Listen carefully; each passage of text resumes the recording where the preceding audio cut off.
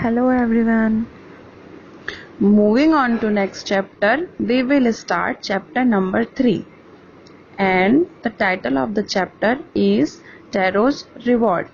Now, first of all, what we have to do is title analysis. Now see, tarot is here a noun and reward is also a noun.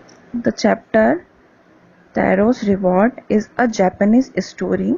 यहाँ पर यह story एक tarot नाम के लड़के की है और उसको जो रिवॉर्ड मिलता है उसके बारे में है। अब चलिए हम देखते हैं कि टैरो को क्यों और किस बात के लिए रिवॉर्ड मिलता है। पॉइंट 1, एक जवान लकड़ी काटने वाला लड़का था जिसका नाम टैरो था। वह अपने मदर और फादर के साथ में हील पे रहता था। वह पूरे दिन जंगल में लकड़ियां काटा करता था।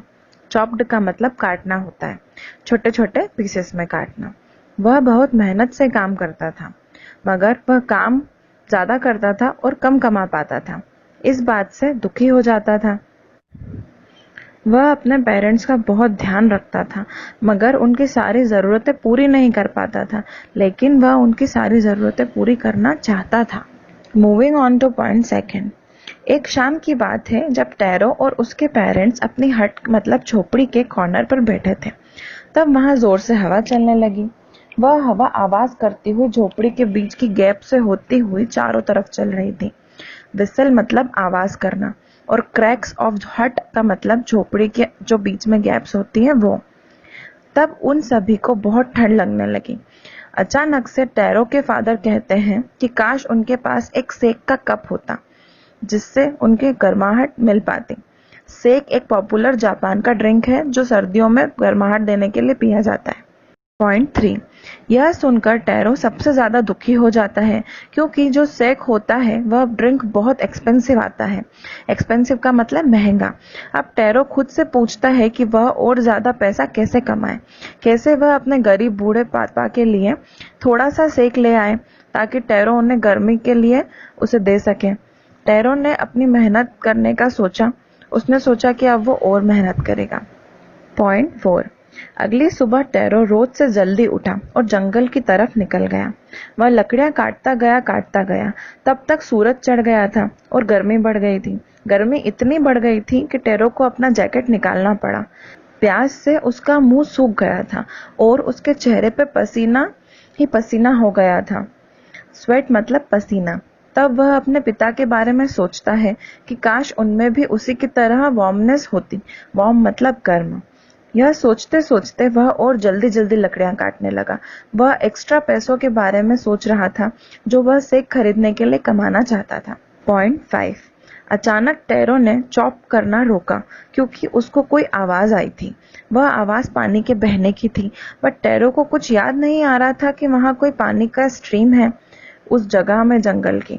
वह बहुत प्यासा था। उसके हाथ से कुल्हाड़ी छूटी और वह पानी की डायरेक्शन में चल दिया।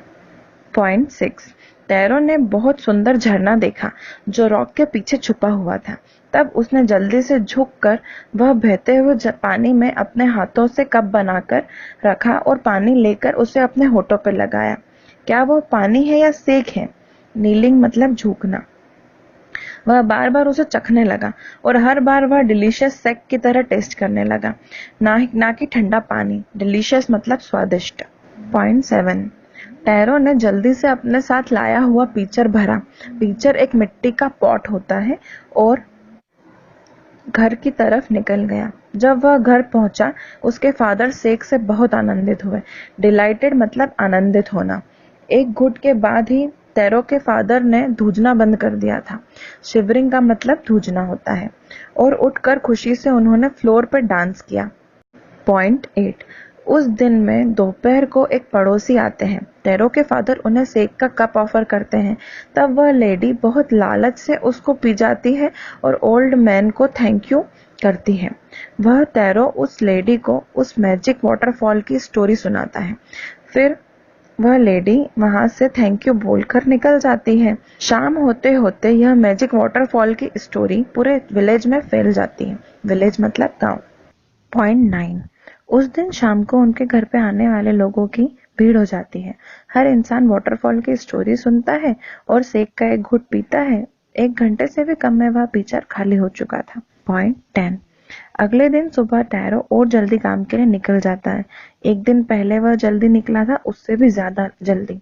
उसके पास जो सबसे बड़ा फीचर होता है वह उसे लेकर जाता है। उसने सबसे पहले वाटरफॉल पे जाने की प्लानिंग की थी। इंटेंडेड का मतलब प्लान करना होता है। जब टैरो वहां पहुंचता है, उसे वहां देखने को मिलता है कि उसके सारे पड़ोसी वहां पहुंच गए हैं। उनके पास पीचर्स, जार और बाल्टियां थी जिसमें वे सेक को भर सकें। और तभी एक विलेजर अपना मुंह बढ़ाता है ताकि वह सेक को पी सके। वह बार बार पानी पीकर जोर से गुस्से में चिल्लाया, यह तो पानी है। दूसरे लोगों ने भी उसे ट्राई किया, बट वह तो पानी ही निकलता है, सेक नहीं। बस ऐसा लगता है कि वह ठंडा पानी पी रहे हैं। पॉइंट 11।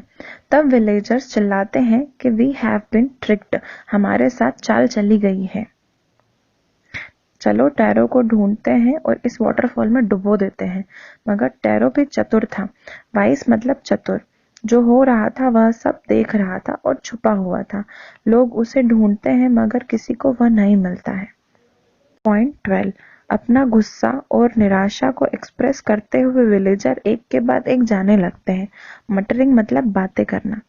जब वहां से सभी लोग चले जाते हैं तब टैरो बाहर आता है और सोचता है कि क्या विलेजर सच कह रहे हैं, क्या सेक सिर्फ उसका ड्रीम है। तब उसे एक बार फिर से थोड़ा सा लिक्विड हाथ में लिया और होठ पे लगाकर देखा। जब भी वह चखता, again that was a sec.